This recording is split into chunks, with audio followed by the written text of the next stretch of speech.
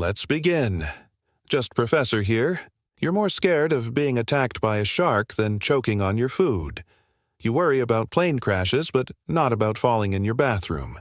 Your brain thinks rare dramatic events are way more likely than they actually are, and it's making you afraid of the wrong things while ignoring real dangers all around you. Here's a test. What's more likely to kill you this year? A terrorist attack or falling downstairs? Your gut probably says terrorism feels more dangerous, but you're thousands of times more likely to die from falling downstairs.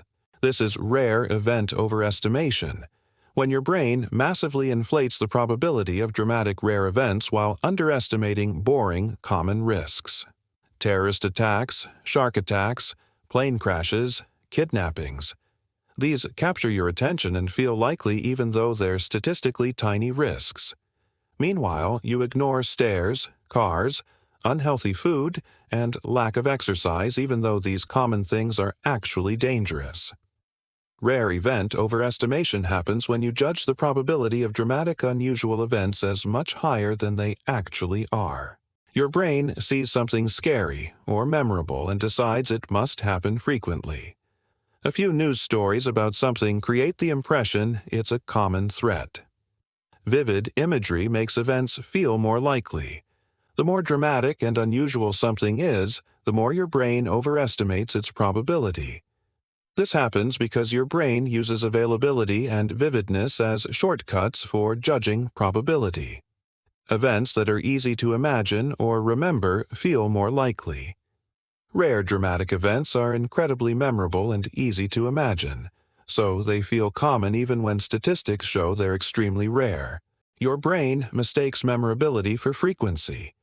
If you can easily think of examples, it must happen a lot, right? Wrong. The examples stick in memory precisely because they're unusual. The problem is rare event overestimation makes you waste resources protecting yourself from tiny risks while leaving yourself exposed to real dangers. You spend money on security systems to prevent unlikely break-ins, but don't invest in preventing heart disease that will probably kill you. You avoid flying due to crash fears but text while driving, which is far more dangerous.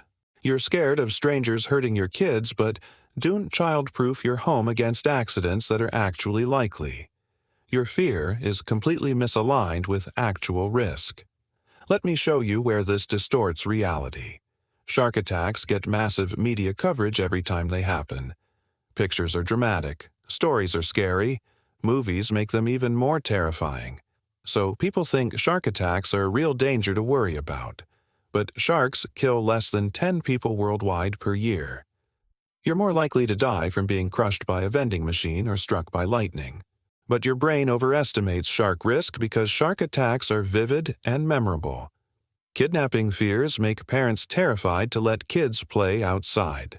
Stranger abduction stories are horrifying and get huge media attention. So parents think child abduction by strangers is a major threat. But it's extremely rare. Kids are in far more danger from car accidents, drowning in pools, and accidents at home. Yet parents restrict outdoor freedom to protect from unlikely stranger danger while driving kids around constantly, which actually exposes them to higher risk. Terrorism fears exploded after major attacks and stayed elevated, even though terrorism kills very few people. Your chances of dying in a terrorist attack are vanishingly small compared to dying from heart disease, cancer, car accidents, or even choking. But terrorism is so dramatic and scary that people massively overestimate the risk. This leads to enormous spending on anti-terrorism measures while underfunding healthcare and accident prevention that would save far more lives. Plane crashes capture attention because they're dramatic when they happen. A plane crashes and hundreds die, so it feels like a major risk. But commercial flying is incredibly safe. You're far more likely to die driving to the airport than flying anywhere.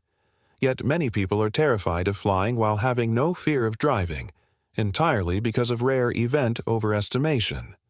The dramatic rare crash overwhelms the boring reality of millions of safe flights.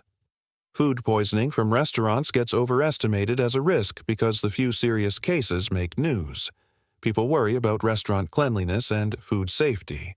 But you're more likely to get food poisoning from your own kitchen at home where you're less careful about handling and storing food. Home cooking safety doesn't make news, so the risk feels smaller even though it's actually higher than restaurants. Stranger violence feels like a major threat because violent crimes by strangers make headlines. People fear walking alone at night, worry about dangerous strangers, install security systems.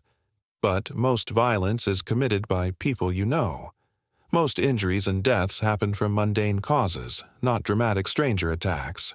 The dramatic rare event gets overestimated while the common risks from known people and everyday accidents get ignored. Lightning strikes feel scary because we hear about them. The dramatic nature makes them seem like a real threat to worry about. But your odds of being struck by lightning are about 1 in 500,000 per year. Yet people avoid certain activities or locations due to lightning fear while engaging in much riskier behaviors without worry. The rare dramatic event feels more likely than common real dangers. Mass shootings receive enormous coverage and create fear about going to public places. Each incident is tragic and newsworthy, but your statistical risk of being in a mass shooting is incredibly low. You face higher risk from common violence, car accidents, medical errors, or countless other mundane dangers that don't get the same attention or fear response.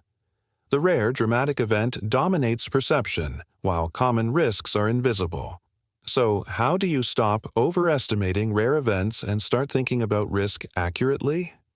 First, look at actual numbers. When you feel fear about something, look up how often it actually happens. What are the real odds? Compare the rare event you're worried about to common causes of injury and death. Numbers ground you in reality instead of letting dramatic stories control your fear. Second, compare risks to baseline everyday risks. Everything is risky compared to staying in bed, but you accept tons of daily risks without thinking about them. Compare the rare event to risks you already accept. Driving, crossing streets, using ladders. This calibrates your sense of what level of risk is actually worth worrying about. Third, notice when media coverage creates fear. Heavy coverage of rare events creates availability bias and makes them feel common. When you see repeated coverage of something scary, remind yourself that media focuses on unusual events precisely because they're unusual. Frequency of coverage doesn't equal frequency of occurrence. Fourth, focus protection on common risks. Most of your safety effort should go toward preventing common causes of harm. Car accidents, falls, health issues, household accidents. These boring common risks are what will probably hurt you. Rare dramatic risks make better stories, but worse prioritization targets. Fifth, recognize the feeling of rare event overestimation. When something feels super dangerous but you can't clearly articulate why or what the actual risk level is, you're probably overestimating. That feeling of vague, dramatic danger is often a sign you're reacting to rare events as if they're common. Sixth, separate emotional impact from probability. Rare events are emotionally powerful precisely because they're rare and dramatic. That emotional response doesn't correlate with actual likelihood. Something can be both horrifying to imagine and statistically negligible. Don't let the emotional impact trick you into thinking it's likely. Rare event overestimation is making you afraid of things that will probably never happen to you while you ignore risks that actually threaten you daily. Dramatic, unusual events capture your attention, stick in memory, and feel likely even when they're statistically tiny risks. Boring, common dangers don't trigger the same fear response even though they're the things most likely to actually harm you. This affects how you spend money on safety, what activities you avoid, how you raise kids, where you focus your health efforts, and basically every risk decision you make. You're overprotecting against rare dramatic threats while underprotecting against common real threats because your brain massively misjudges probabilities based on vividness and memorability rather than actual frequency. Understanding rare event overestimation helps you see when your fear is based on drama rather than probability. It helps you redirect protective efforts toward things that actually threaten you. It helps you take reasonable precautions against rare events without letting them dominate your thinking and resource allocation.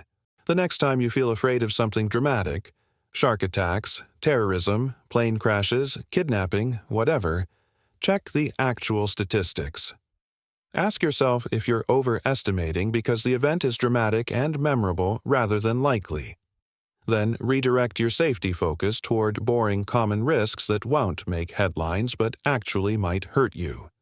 Your fear is a terrible guide to probability. Dramatic events feel likely. Common risks feel manageable. But reality is the opposite.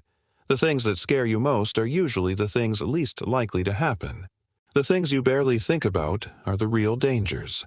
Subscribe to learn more about risk biases making you misjudge danger and safety.